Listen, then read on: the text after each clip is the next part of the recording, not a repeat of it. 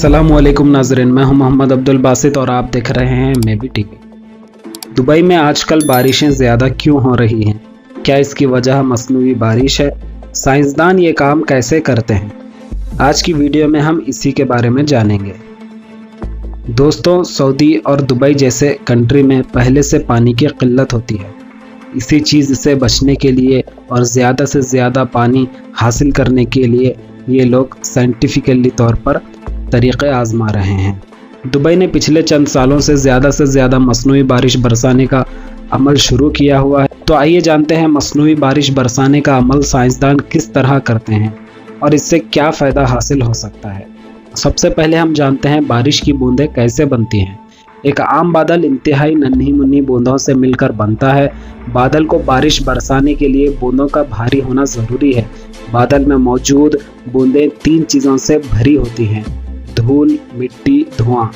फिज़ा में मौजूद आसमानी मलबा, मेट्रोइक डेब्रिस, इन चीज़ों में से कोई भी चीज़ बादल में मौजूद बूंदों को भारी बना देती है। इस अमल को कंडेंसेशन न्यूक्लियाई कहते हैं। मसनूई बारिश बरसाने के लिए यही अमल खुद किया जाता है। आइए जानते हैं मसनूई बारिश कैसे की जाती है।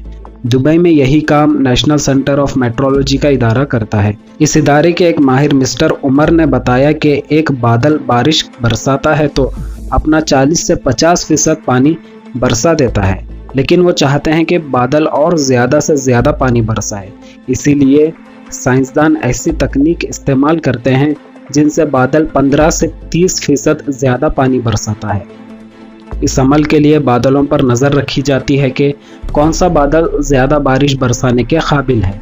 बादल का इंतखाब करके पहले से तैयार किए हुए जहाज़ों को बादल के ऊपर भेजा जाता है, जो बादल पर पोटेशियम क्लोराइड, सोडियम क्लोराइड और मैग्नीशियम के मुरक्कबात स्प्रे करते हैं।